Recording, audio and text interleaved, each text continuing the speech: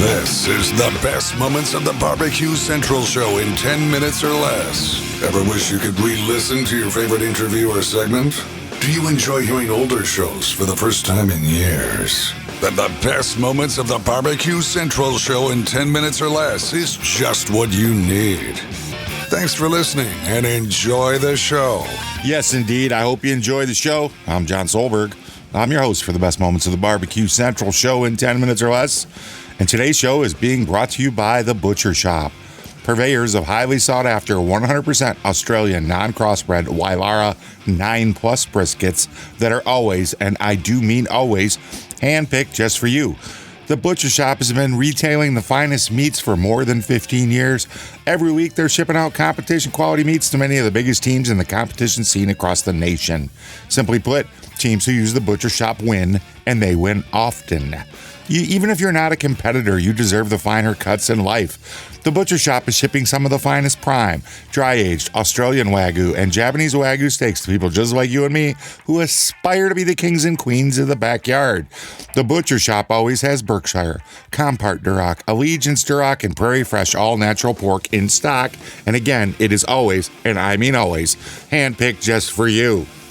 Let's review the best competition briskets, check. The best pork selection, check. Giving you better overall options to cook at home, check. So give the Butcher Shop a call today, 850-458-8782. That's 850-458-8782. You mentioned the BBQ Central Show, you're getting 10% off your entire order each and every time you call. You can also check them out over on Facebook, facebook.com/The Butcher Shop.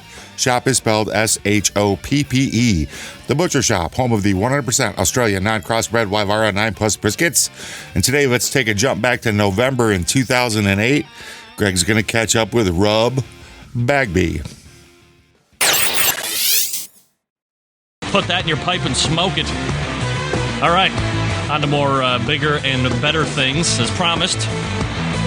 Joining me right now is the pitmaster for Swamp Boys barbecue team. You can find him at swampboys.com, and he was a third-place finisher in the invitational portion of the Best of the Best barbecue competition, which took place in Douglas, Georgia last week, and then he turned around the next day and won the whole damn thing in the overall open portion. I am, of course, talking about Rob Bagby. Rob, thanks for taking the time out tonight. How are you? Real good, thanks. Just gave you a great introduction. Went to you, and then the line was dead, so I apologize if that was on my end. Oh, sorry, I never heard it ring. That's all right. Rob, I was just telling the folks how you had just competed in Best of the Best competition this past weekend. You took a third in the invite, and then, of course, you won the whole thing in the open portion the following day. So first, congratulations on all the achievements over the past weekend. And what I want to get from you kind of right off the bat is, you know, what's your feeling about Best of the Best competition, and how did you find your performance to be overall? Well, first of all, pardon me, I love the Best of the Best. The contest that the Phelps have put together up there is just really neat. They bend over backwards to make everybody feel welcome and comfortable there, and I really enjoy the format, the way it pulls in components from the different sanctioning bodies across the country, kind of puts everybody on a level playing field. Excuse me. And you know, I naturally put all my best meat. You know, I spent a lot of time into choosing my meat, and I put all what I thought was my best into the invitational, and it just didn't work for me this time. But I had a good rebound on the open, and I was just tickled pink about it. Now, it's unique in the fact, I mean, Best of the Best is the non-sanctioned competition. I had Cal Phelps on last week kind of talking about, you know, how he goes through some of the other varying sanctioning bodies to pull rules that they like out and kind of, you know, hodgepodge them together at Best of the Best. One being that they offer the cooks, you know, 5 options to choose, but you have to pick 3 meats to actually cook and turn in to be judged. So what were the 3 meats that you decided to turn in of the 5? For both contests, I did the same, and I chose ribs, pork, and brisket. And you did. Third place overall in the invite is actually is very well. Is a very good score as well. And then, of course, winning the open part. Looking at the invite and then the open portion separately, do you feel that it's actually maybe a little bit harder to win the open portion versus the invitational because it is, if I wanted to drive down to Douglas from Cleveland and pay the entry fee, I could take a run at it. So it's almost kind of like a bigger crapshoot, wouldn't you say? Yeah, I think to a degree. I'm not aware of any teams who cooked the invitational who did not stay to cook the open.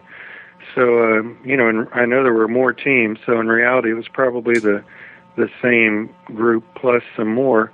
But that being said, I don't know. None of them are any easier to win. That's for sure. And I would hate to say that one's harder to win because, like I said, I spend a lot of time choosing my meats and at the butcher before I do anything, and I had what I thought were just the best, and I put my my best foot first into the invitational, and it just didn't happen. So I don't know, it's hard to say. There's after the invitational, people kind of relax a little bit, and I don't know, it's hard to say. Do you know if the same judges that do the invitational are the same judges that then turn around and do the open the following day? I don't know for a fact, but I would imagine that most of them are. But like I said, I don't know that right off the top of my head. But I know a lot who did do both. Now, are you you compete primarily, let's say, in the Florida Barbecue Association events? Is that fair to say?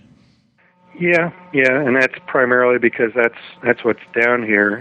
Whenever a KCBS contest comes up, I usually, if it works out and it's not conflicting with an FBA contest, I'll go cook it. How many times? I just like to cook a contest, period. So, how many times have you actually competed in the Best of the Best competition?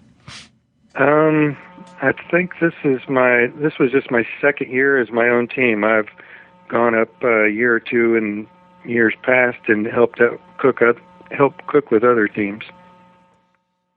Looking at FBA events, looking at the Best of the Best competition, is it harder to cook in that type of an environment than it would be in Florida Barbecue Association or a KCBS event? Find out what Rob/Rub Bagby had to say. Head on over to the BBQCentralShow.com. There is a link in today's show notes. It's going to take you to this complete episode. Rub Bagby is an iconic pitmaster, iconic barbecue educator. If you don't know who he is, check him out. Well respected, well known. And until next time on the best moments of the Barbecue Central Show in 10 minutes or less, I'm your host, John Solberg. I look forward to talking to you again soon.